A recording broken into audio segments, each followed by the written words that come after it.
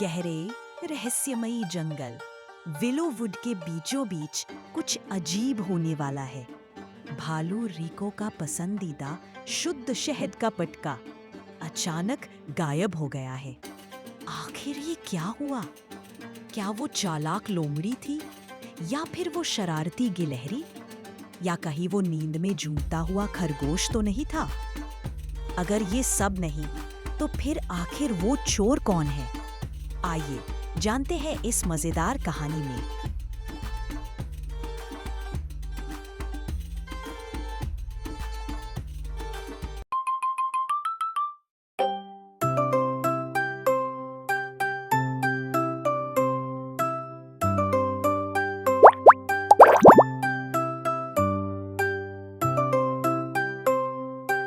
सूरज की नरम किरणें जंगल के ऊंचे ऊंचे पेड़ों के बीच से छन रही थी। हल्की हवा पत्तों को झुला रही थी और कहीं दूर लकड़हारा चिड़िया पेड़ के तने पर तक तक कर रहा था। उसी हरे भरे जंगल जिसे सब विलोवुड कहते थे में एक मोटा सा भूरा रीछ रहता था जिसका नाम था रिको। रिको की जिंदगी बहुत सीधी थी। सुबह उठना, लंबी जम्हाई लेना और फिर कहना, आज भी मजेदार शहद मिलेगा। शहद उसकी सबसे बड़ी कमजोरी थी। नींद से ज्यादा, नहाने से ज्यादा, यहाँ तक कि बारिश की खुशबू से भी ज्यादा। और वो सिर्फ खाने का नहीं, एक कलेक्टर भी था। उसके पास एक खास शीशे का मर्तबान था जिसमें वो सबसे खालिस, सबसे मीठा शहद रखता था। वो मर्तबान उसने एक पुराने पेड़ के नीचे जमीन में दबाया हुआ था।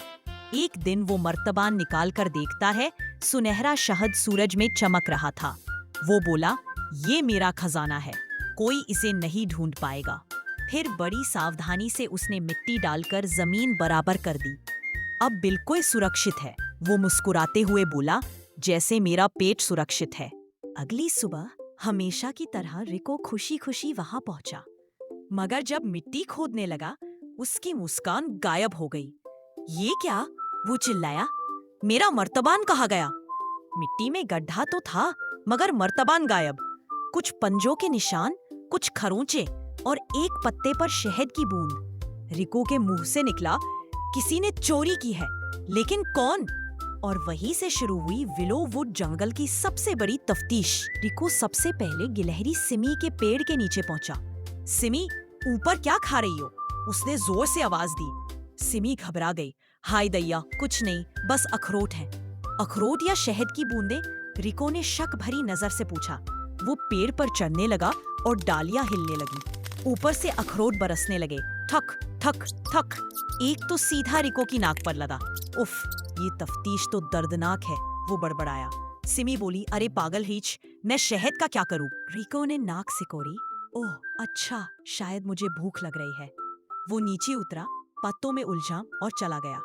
पीछे से सिमी ने हंसते हुए कहा, रात को किसी से पूछना जो जागता हो, जैसे उल्लू। रात को रिको गया ओली उल्लू के पास, जो मोटे तने पर बैठा ऊँग रहा था। रिको ने धीरे से कहा, ओली, मुझे तुम्हारी मदद चाहिए, किसी ने मेरा शहद चुरा लिया है। ओली ने आधी आँख खोली। मैंने रात को किसी को जमीन खोदते देखा था, मगर रोशनी कम थी। छोटा सा, तेज, लंबे कानों वाला। लंबे कान यानी खरगोश? रिको ने फौरन कहा। ओली मुस्कुराया, हो भी सकता है, या फिर तुम्हारा अपना साया हो सकता है। क्या मतलब? रिको ने उलझक पूछा। ओली ने बस इतना कहा, हर साया बेगाना नहीं होता, कभी कभी वो खुद हम होते हैं।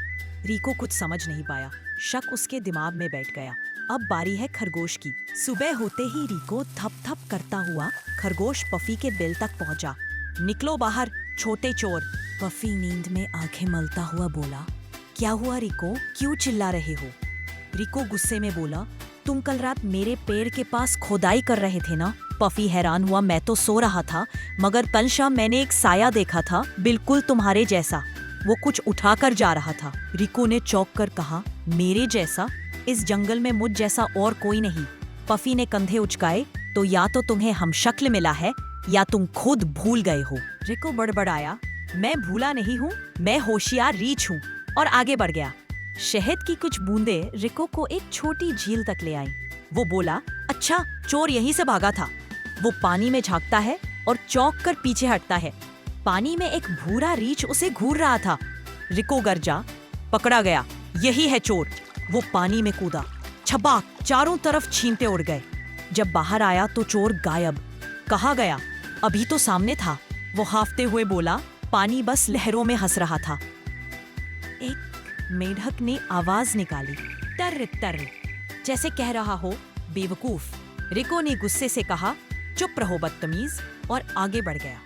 दोपहर में रिको की मुलाकात हुई लोमड़ी जिला से, जो एक पत्थर पर आराम कर रही थी। अरे अरे, बड़े मशहूर जासूस आ गए, जिला ने मजाक में कहा। मशहूर नहीं, परेशान हूँ, रिको ने गुर्रा कर कहा। इसी ने मेरा शहद चुरा लिया है। लोमड़ी ने चालाकी से आंख मारी। शायद मुझे पता हो, मगर मुफ्त में नहीं बताऊंगी। तो क्या चाहिए? रिको ने पूछा। बस एक मर्तबान शहद का, उसने हंसते हुए कहा। रिको ने सिर पकड़ा, वही तो गुम हुआ है।